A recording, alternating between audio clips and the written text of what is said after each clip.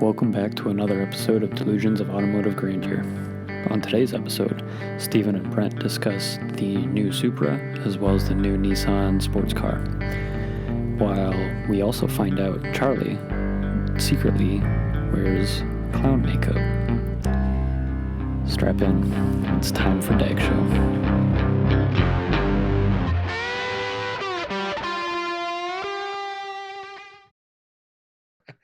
Hey, welcome everyone. It's Delusions of Automotive Grandeur. This is where dreams come true And die. and maybe die. That was kind of dark, man. I was going to go with just be wounded and Well, that's and why I always persevere. wear black, so Come on, man. just the dark soul. Well, you're talking like a bad guy in a movie. I'm a dark soul. So dark soul.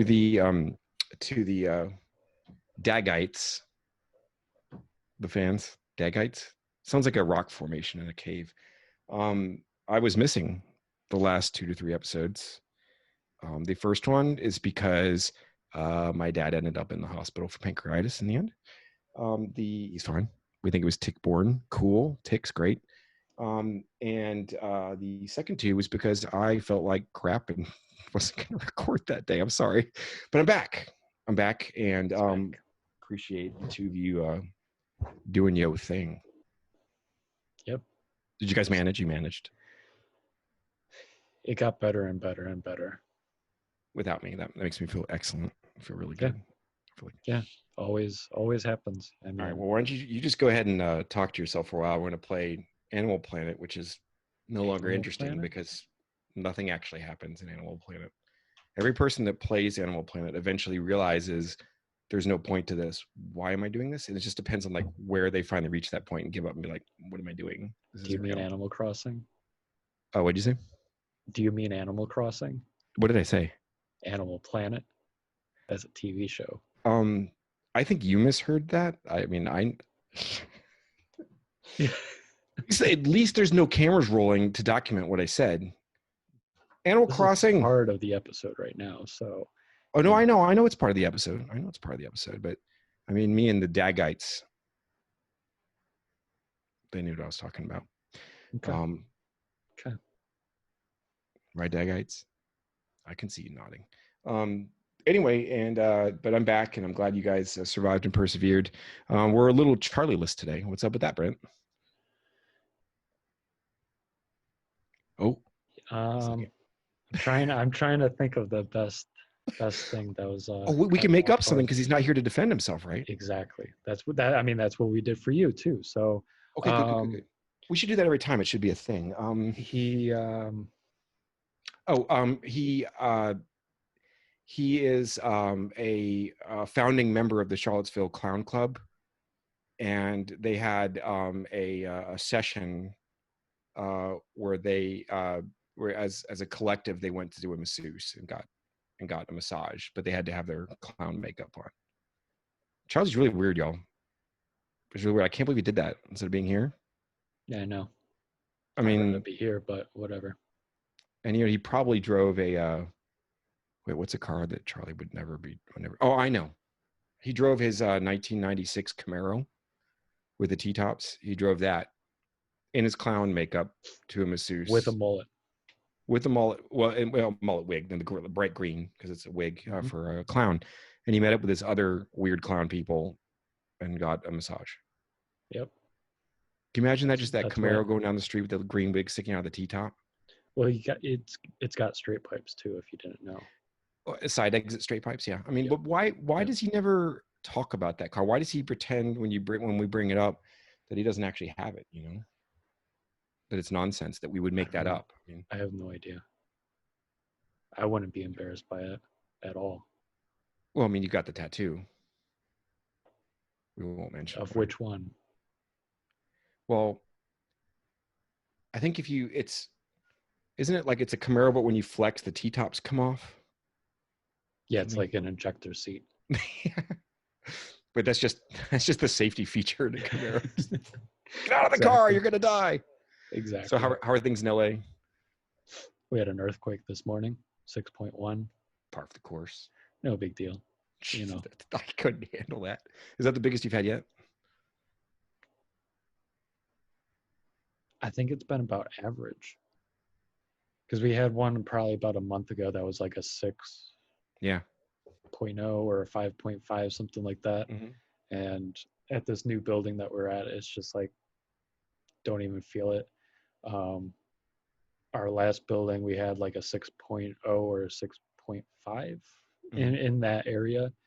And that one felt like probably the building was going to fall over. Yeah, That's they're how bad it exponential, was. obviously. I mean, And they're exponential, right? I mean, yeah, I mean, it's always hard to say just because of the difference in the buildings now. Because I mean, the other one, both the cat and dog were they were freaked out. yeah, Here, they didn't even notice. yeah. They were just How, sleeping. how new is your building? This one is from 93, 94. Okay, okay. So that's pretty modern construction. And then the other one was brand new. Okay. So, yeah, Yeah. they probably cut some corners on that other building. Just say that. I think they just put lots of rubber bands under the foundation. That's what they do. Pretty I'm much. an engineer in my spare time. Yep.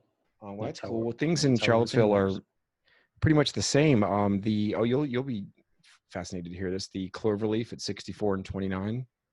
I have an inside source with with a local municipality authority type person that they are finally going to destroy that and put in cool ramps and things so it's not a death trap, which is pretty cool. The only downside That's is it good. ruins my favorite on ramp on earth. If I don't use the Cloverleaf because it's terrifying and I've had several near death experiences.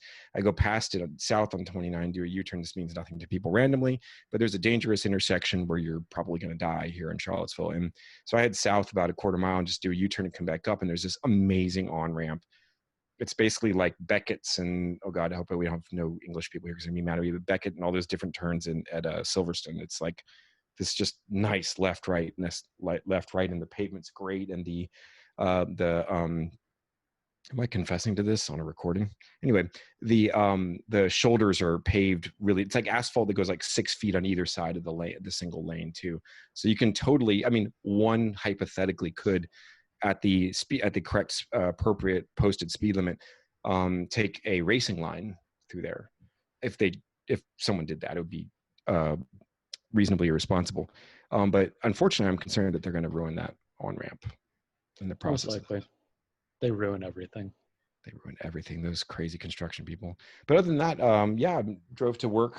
Starting to go back to work one day a week, so I got to get the cobwebs off the Fiesta. For those of you who don't know, I have a 2016 Fiesta ST. It's glorious. And she likes to be driven. She's got the summers on her because I'm only driving it like 30 miles a week right now. So not wearing them out too fast. But yeah, it's about that. So did you happen to see the car silhouette that started it all? The internet excitement about the new Z, and all we can see is sort of a silhouette. Have you seen the preview video they did or whatever? I didn't watch the video, but I've seen the pictures. You've seen the still, yeah. I don't know. For me, I'm done with Nissan. I think it's a dead brand at this point right now. They've got nothing exciting. The GTR is the same thing from 11, 12 years ago now. And it's unobtainably expensive. I mean, and it's still the same price.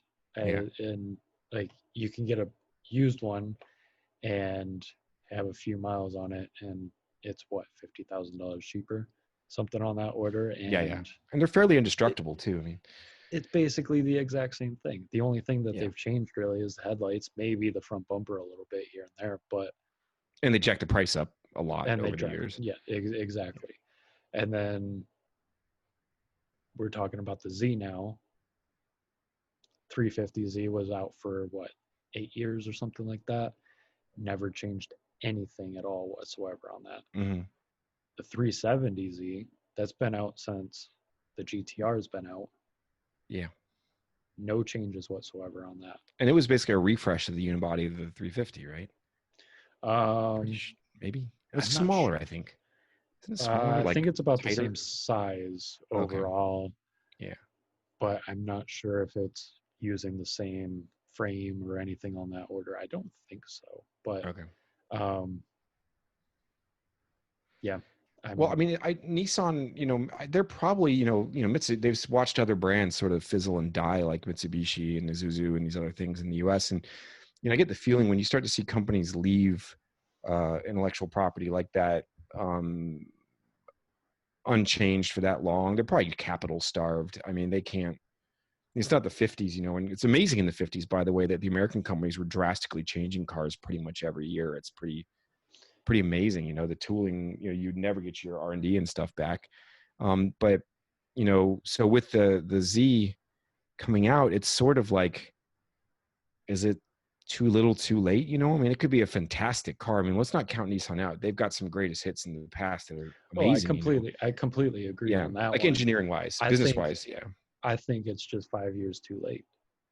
Well, let's hope it isn't. I mean, the rumors are no one knows anything, but the realistic engine that's available is like I think it's around a 400 horsepower V6 that they've got in the stable. I think it might be used in, I can never remember the association of the various luxury brands to their less luxurious ones. Is it Infinity that's related to them? Yes. Okay. So I think there's an Infinity V6. Everyone's like, ooh, they'll use that, but no one actually knows. Yeah. But I mean, so, you might end up with a car that, has 400 horsepower ish. Um, let's face it, the silhouette's not bad looking. It actually looks pretty cool. It's It's got a not. bit of, I yeah. completely agree. I mean, their styling has always been good. I've always, enjoyed them, but when it's when I can get like an '09 370 compared to a 19 370 for, 10, $15,000 between the cost of each other, Yeah. why not go with the '09 or 10, whatever, go for the cheaper one.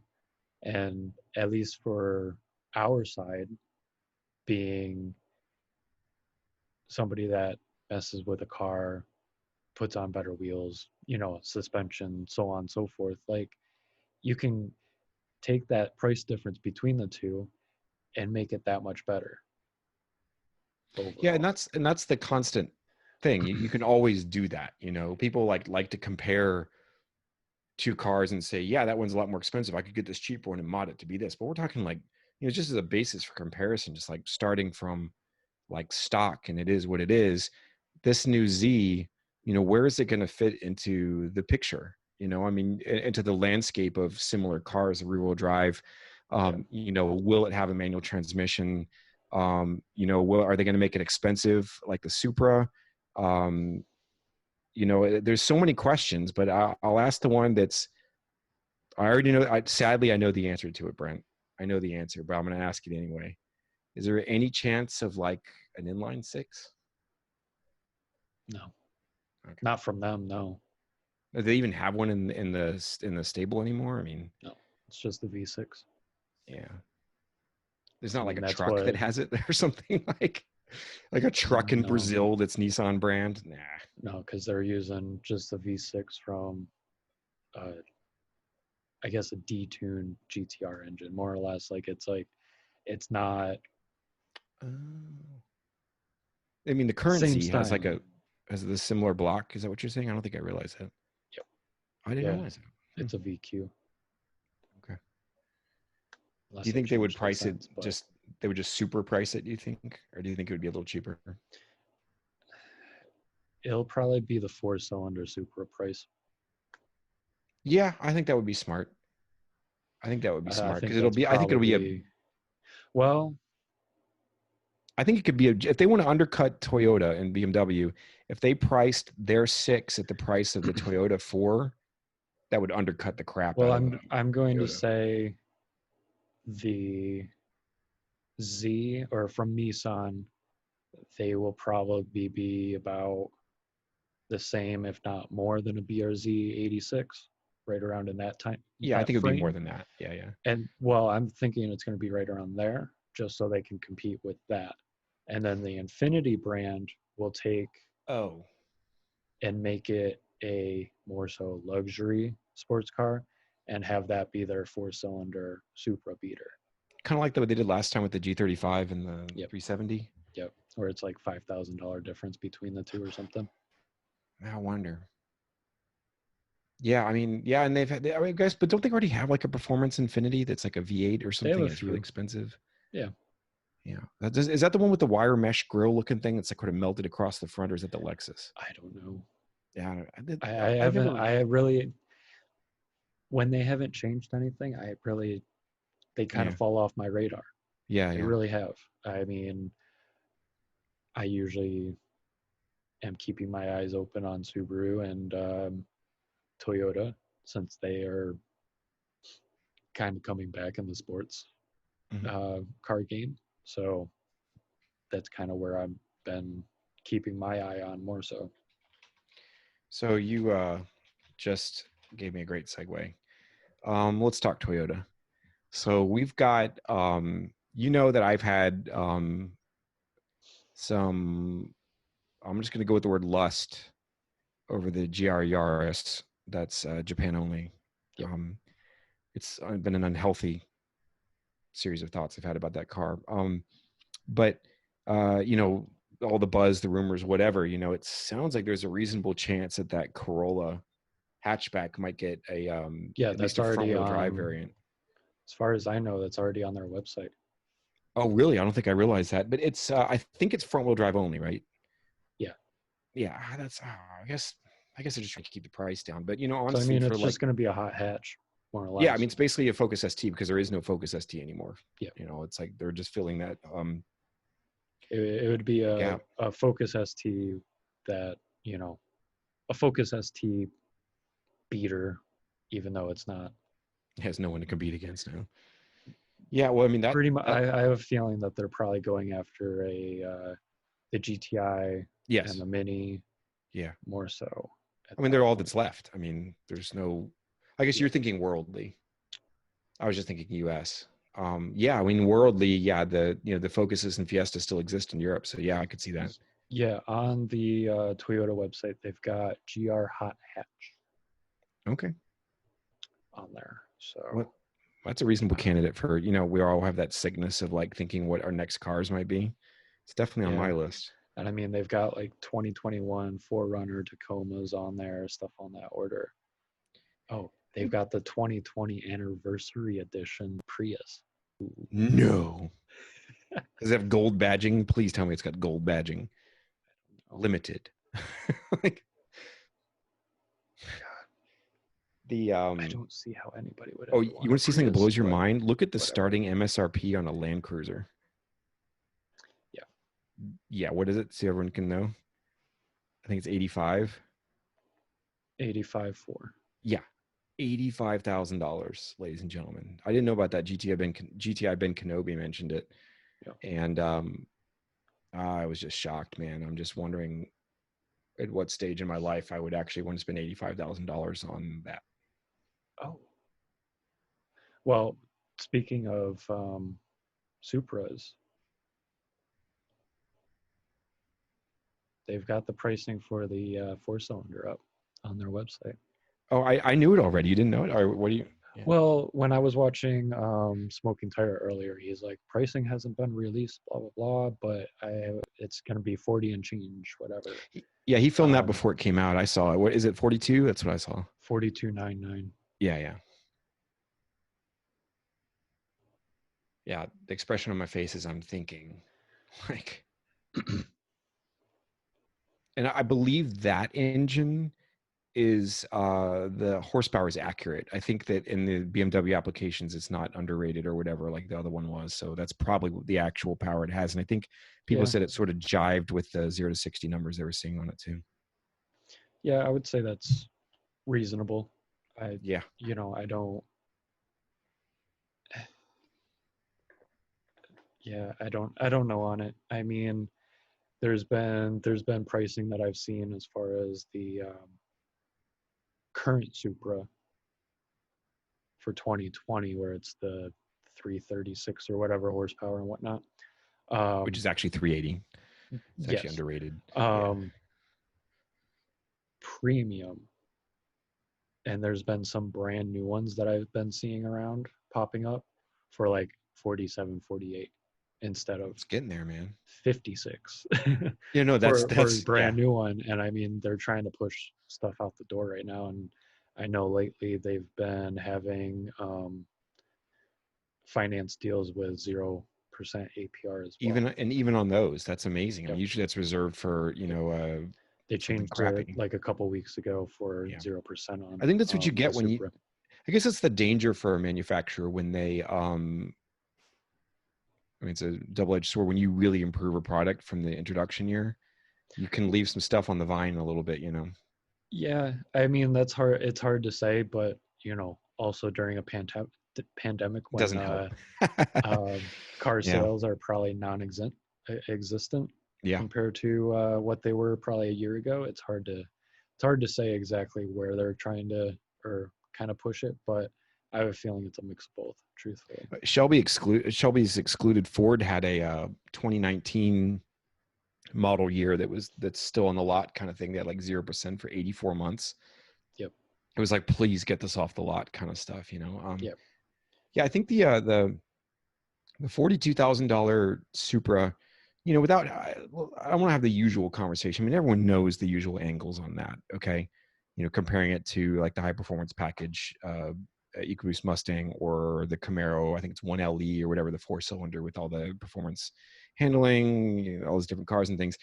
There's another way to look at that $42,000 car, and that's if they're going to sell like 8 of them to do this. But if you're one of those SEMA builders or whatever, you buy that and is it 2JZ? Is that the Toyota straight six? Yes. All right, so that's the car you buy to put that in, because the guy designed the car to have that be bolt-inable. Well, So that's it's the where one you buy. It's cheaper. I have a feeling that's why they came out with it, truthfully, that way to get a person interested in the brand more so. Yeah, I mean, I even mean, just to keep the line moving, keep the production line going in this environment, like yeah, even if it's just a break-even thing, break-even's not bad in this environment in a business sense. You want to keep the lights on, the doors open, the entire team together, and ride this out. So if you got something that increases your volume of that car by 20-25% in terms of units over a year, even though it's not mechanically dreamy, so be it. Get it done. yeah, yeah. I mean, I, yeah, I don't know where I would go on it.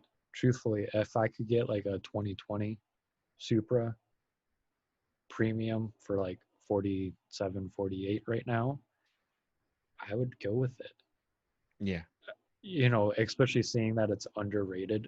Oh yeah, Yeah, it is. you Yeah. know, And the it can fact take sheet power. might So the fact sheet might say 330 horsepower, but everybody else is saying, oh, it's actually 380 at the yeah. wheel. So yeah, Well, fast forward 10 months. There's no 2020s left. What do you think of it then? at that point, I would have to test drive both Yeah. Oh, really that to might be see. dangerous. You're going to drive that 6. You're not going to want to go back.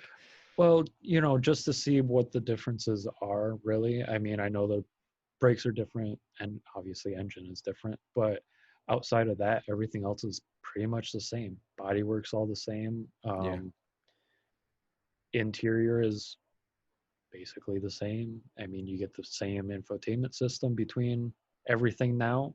Um, and that's what I think the downfall was when it first came out as well, where the standard 3.0, what it had kind of a crappy like 5.5-inch screen or something like that, but yet they were using the same surround overall for it between the two. Wow. So like Interesting. you've got the same shape, Yeah. but it's just like a much different. And then the premium, it's the full thing, and I'm like, that's, to me, that's a big downfall. It did not look good at all. Um, but if yeah, I mean, 10 months from now, if there was no 2020s left, I would have to test drive both just to really see how it is. Um, I think if if you, I yeah, was, I would say for the price, man, I maybe guess there'll it be depends on the markdowns on the 4. application. Yeah, Mm. I guess it depends on the application that you were going to use it for. Um, Well, I think honestly, I think the four cylinder. I think if you drove them back to back, the four cylinder is not going to do it. If you drove the four cylinder in a vacuum and just compared it to your old BRZ or something like that, I think there would be a yeah. higher likelihood you'd be interested in it. I think Oh that yes, yes, yes. yeah, I definitely agree on that one. But then going up to the six cylinder, with it being well, with it having at least the premium having the Brembo four piston brakes, that's a big deal. And then it the bigger is. engine, obviously, as well. Um, and having that much more power for only being 200 pounds difference. That's And big. the E That's a diff and the electric that's a big. shocks. And Well, yes. I mean, that's a big difference between everything. At that point, yes, I would go premium. But if it was something where if I was road racing and I knew regardless I was going to have to change out the brakes even from the Brembos, that might be a little bit different and story. slap a tune on the four cylinder and get Slap a tune on 330 the four horsepower out of it, cylinder you and know, and see yeah.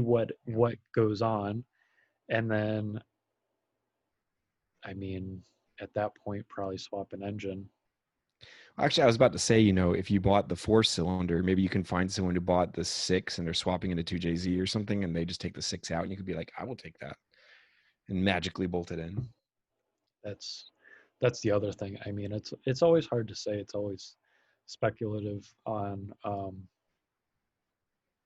what you could do and what you can't do. Could But be a fun car for you in 10 years I when they're agree. used, you know. I agree. Whichever obviously it depends on cost at that point too. But um, yeah, I don't know. I don't know what I would do. I'd really have to try out the four cylinder. I'd have to try out both, but I yeah. um, just to really see, you know, because I mean I've already have my opinions on the BMW four cylinder since the Mini has it. Mhm. It's just a tuned down version of what that is already. So I don't know. Well, there is only one correct answer, Brent. You know, we've been discussing, you know, comparing it to the Z, talking about buying it new, comparing to Mustangs, Camaros, whatever. The real solution, and this is totally asinine, by the way, is just buy a classic Supra for $50,000, and then there's no depreciation. It's glorious. It's got the wing. That's what I would do. But of course, that's not what I would do. We're talking about new cars to new cars. But But would holy you want to shit. put all those miles on it? I mean, I wouldn't daily it. It would be like a, you know, well, there's COVID, so we're not driving a lot anyway, you Well, know, but yeah, no, I'm just but kidding. But no, but yeah, that's the other thing too, is it's really difficult when you have like the archetypal Supra, the thing that is everything that is Supra is the same price as the brand new one. And yeah, there's no depreciation and there's only an upside, because if you look at the Hemi Cudas and things like that from 1970 and all the people that couldn't afford them then, or they were rare then, and you fast forward to like Barrett Jackson and, you know, before the 2008 crash, or maybe just before this crash, you know, what is that? Uh 40 years, let's say. So like you just fast forward like 30 or 40 years, I cannot imagine what turbo Supras and stuff are going to be going for, because oh, I essentially, completely like, I'm agree. slightly older than you, but like your generation, holy crap, when you have disposable income, people that like grew up with Fast and Furious and everything and have seen those cars in there, it's going to be a replay of the exact iconic. They become Yep. icons, and it's going to be the same situation with Hemi Cudas and stuff like that. You know, that now, then. And So that's why I'm a little worried about used prices on this version or this generation of it um, as well. Because I don't, it's hard to say on a used car side of things where, with them being still so new, it's mhm. just hard to say on how far down it's going to depreciate on that. Uh, So yeah, I don't know. Do you think that the mid 90s or early 90s NSXs, the RX-7s, the obviously the GTRs are already getting crazy. Like, They're all crazy. The supers, they're all really, really, really getting crazy. Like one, I mean, given COVID aside, that's a once in 100-year thing. But like, do you think that's sustainable for multiple decades? I mean, not that rate of growth, it'll flatten out. But I mean, like, do you think they're going to stay valuable, like I'm saying, and become like nuts at Barrett Jackson in 20, 30 years? I would say it depends on everything to it. Does it have its original engine, original miles, no modifications? You know what I mean? Like, Use a Hemi Cuda as an example. I mean, if I would original say if it's speaks, you know. got 1,500 original miles, no modifications, that's it. I can see it Unicorn going for, Godzilla. basically, yes. Yeah. I can see it going for, 150. But Oh, I think you're low, man. I think you're low. I think that a run of the mill turbo Supra stick shift in 15, 20 years, it's got 80, 90,000 miles on it. That's not been abused. It's solid, but it's all there. I think, I mean, inflation's a bitch. Inflation doesn't make this easier, but using today's dollars, I could see it being 150 easy for a run of the mill one if it's solid. Because I mean, look at the Hemi Cudas and shit, man. They're nuts. And not even just Hemi Cudas, just like a 440, anything. I mean, like, yeah, I mean, I don't know, man. I think the sky's the limit on those things, if it's a clean version, I can see it being up that way. Brent, yes. Is the skyline the limit? No. Okay, thank you. We'll edit that out. Don't edit it out. So I have, I've given you a little bit of this story, but I wanted to throw a story across your bow. I did an experiment over the weekend. How are we doing on time, by the way? We're good. Yeah, what the hell?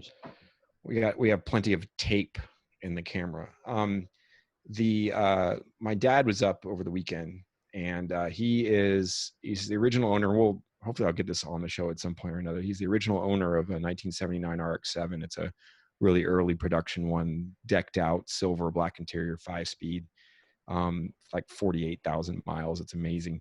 Anyway, but he hasn't, and he won't be mad at me for saying this, he does not have mechanical aptitude. And so I have been clumsily, like I really have a lot of it myself, changing the intake manifold gaskets on my Mustang. And it's taken a while just because I've enjoyed it with COVID going on. But he was up the other day, we're wearing masks and, taking care of him, because he's in one of the threatened groups for this. But we decided to do an experiment. And the experiment was, can my dad change the fan belt on a 1965 Mustang with a V8 with no mechanical aptitude, no experience, and no help from me? And it was really, really interesting to watch. You have to bite your tongue, because he and I talked about it. We talked about it as an experiment. It wasn't like I'm messing with him or something like that. He was a willing participant, and it was really interesting because he sort of stumbled around a bit, but I got to tell you, man, those 60s cars are pretty damn simple. And he understood the principle of it by looking. He's a smart guy. He used to be a lawyer, and he did it. He did a great job, and I was just impressed. Like, do your parents have mechanical aptitude? Do they do anything, work on cars or anything like that? My dad would. I mean, okay. Oh, that's right. You had the Chevy. That's right. Yeah. He tries to do as much as what he can do. You know what I mean?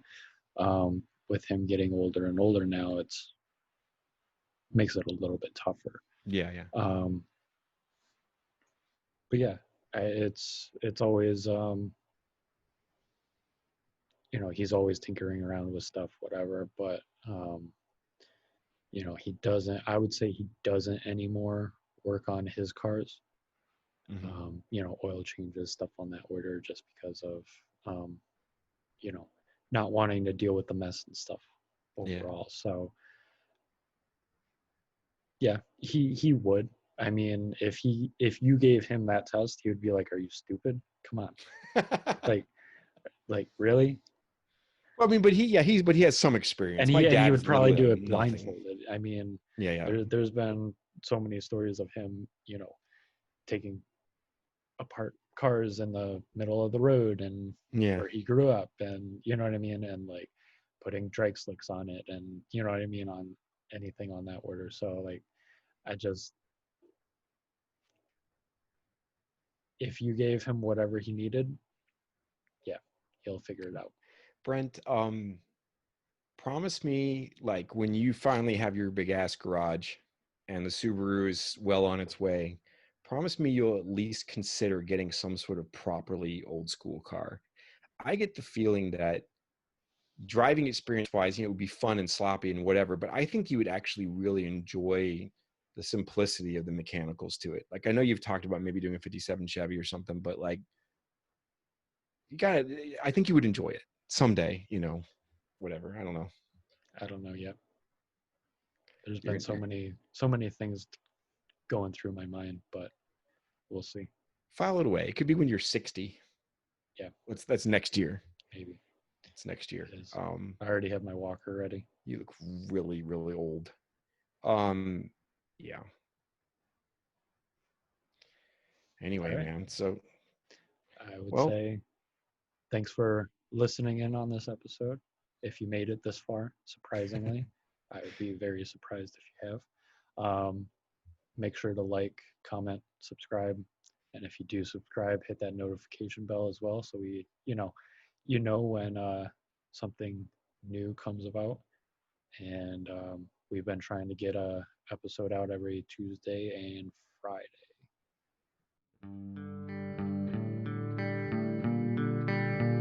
If you enjoyed DAG Show, please like, comment, and subscribe on YouTube. We are also available on iTunes and Spotify by searching for Delusions of Automotive Grandeur. Thanks again for tuning in, and as always, may the grandeur of your automobiles be delusional.